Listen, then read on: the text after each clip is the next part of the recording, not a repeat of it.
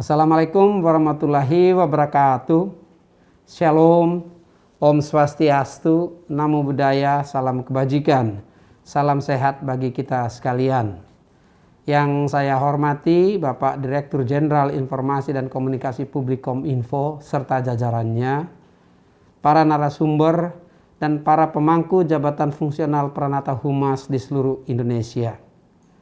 Komunikasi publik yang dilakukan oleh pemerintah adalah komunikasi strategik yang memprioritaskan pemenuhan kebutuhan publik dalam rangka mendukung pembangunan nasional. Penyelenggaraan komunikasi publik dalam pembangunan sangat krusial. Dengan komunikasi publik yang efektif, informasi dan capaian pembangunan terdiseminasi secara menyeluruh. Interaksi antara pemerintah dengan publik dan sebaliknya, publik kepada pemerintah juga terselenggara dengan harmonis. Bapak Presiden Joko Widodo dalam Konvensi Humas Nasional pada tahun 2018 yang lalu menyatakan bahwa kinerja pemerintah tidak bermakna jika tidak disampaikan dengan baik. Peran komunikasi dan humas pemerintah sangat penting untuk mensosialisasikan pesan positif dan prestasi kepada publik agar terbangun kepercayaan, trust dan reputasi negara atau lembaganya. Keberhasilan pemerintah tidak hanya diukur melalui pembangunan fisik dan pertumbuhan ekonomi, tetapi kepercayaan publik terhadap pemerintah juga.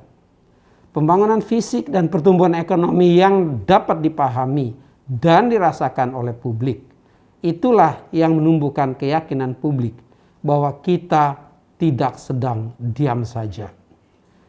Lebih dari 1 tahun sudah bangsa kita berjibaku menangani pandemi COVID-19. Disrupsi terjadi di segala lini.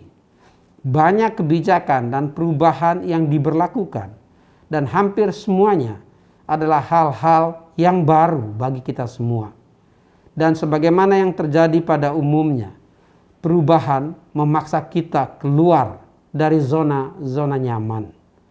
Bagi publik, perubahan ini mungkin menimbulkan kebingungan, keraguan, sikap skeptis, bahkan mungkin apatis. Disinilah pengelolaan komunikasi publik terasa sangat dibutuhkan dan mendapat spotlight yang lebih banyak dari biasanya. Pembangunan dan penyelenggaraan komunikasi publik nasional juga menghadapi tantangan lain seperti perubahan situasi geopolitik dan ekonomi global, serta perkembangan dan kemajuan teknologi komunikasi dan informasi yang pesat. Kita perlu segera memutakhirkan dan meningkatkan kapabilitas sistem komunikasi publik nasional agar sistem tersebut sigap mengikuti dinamika perubahan yang terjadi. Tuntutan ini menjadi semakin dirasakan urgensinya sejalan dengan pencapaian tujuan nasional melalui pewujudan visi Indonesia 2045, yakni Indonesia yang berdaulat, maju, adil, dan makmur. Kredibilitas pemerintah perlu dibangun secara holistik. Komunikasi publik tidak hanya untuk mempromosikan aktivitas pemerintah. Kita pun butuh menjangkau publik melalui berbagai cara agar partisipasi publik dalam pembangunan nasional dapat difasilitasi. Berdasarkan data yang diperoleh dari berbagai riset, jumlah pengguna internet di Indonesia selalu mengalami peningkatan setiap tahun. Jumlah tersebut berbanding lurus dengan keberhasilan pembangunan infrastruktur telekomunikasi seperti Palapa Ring dan upaya peningkatan literasi digital masyarakat yang sekarang ini sedang kita galakan.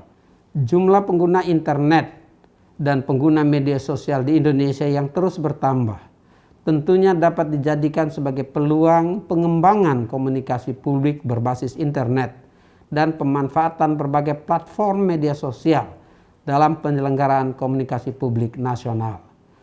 Di mana publik ada, di situ kita hadir membangun interaksi untuk menyampaikan informasi sekaligus menyerap aspirasi masyarakat. Tentu saja kita tidak bisa hanya mengandalkan satu metode untuk menjangkau publik yang beragam.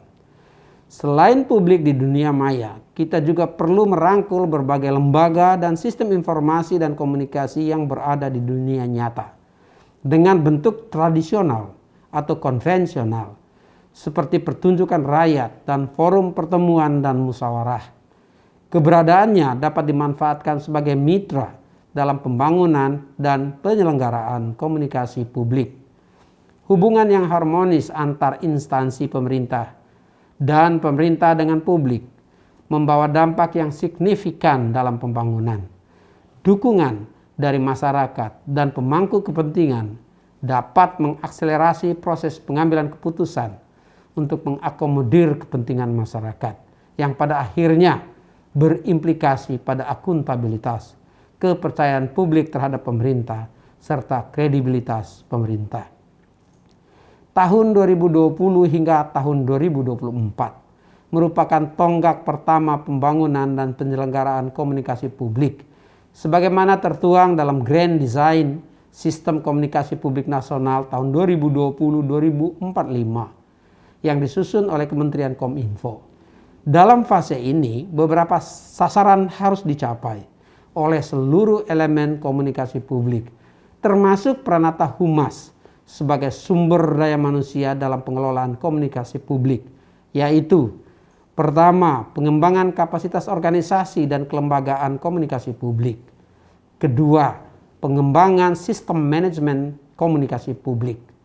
Ketiga, pembentukan, penyesuaian kembali, dan peningkatan keterampilan sumber daya manusia.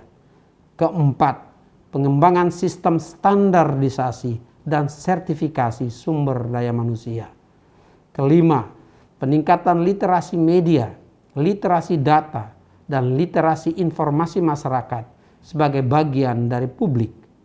Keenam, pembentukan lembaga atau kelompok relawan komunikasi publik dari kalangan generasi milenial.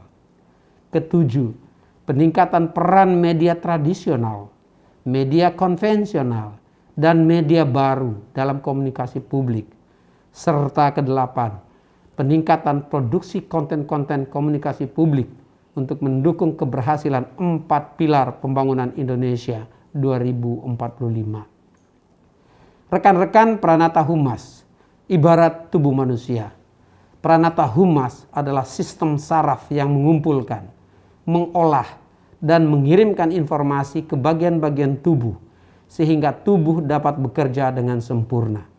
Begitu krusialnya peran Pranata Humas agar kebijakan dan program pembangunan ini dapat diterima, dipahami, dan dirasakan kehadirannya oleh masyarakat. Seperti yang dikatakan Bapak Presiden Joko Widodo, tidak sekedar send, tetapi deliver. Rahasia untuk maju adalah memulainya dari hal sederhana. Jika konsisten dilakukan, akan menjadi besar dampaknya. Perkuat komunikasi publik mulai dari instansi kita sendiri. Asah kemampuan dan potensi diri dengan berjejaring dan berkolaborasi. Selamat berkonvensi. Semoga konvensi ini menggelorakan semangat yang baru bagi Pranata Humas di Indonesia untuk berinovasi dan berkarya bagi negeri kita. Terima kasih. Wassalamualaikum warahmatullahi wabarakatuh. Shalom. Om Santi, Santi, Santi Om. Namo Buddhaya. Salam kebajikan.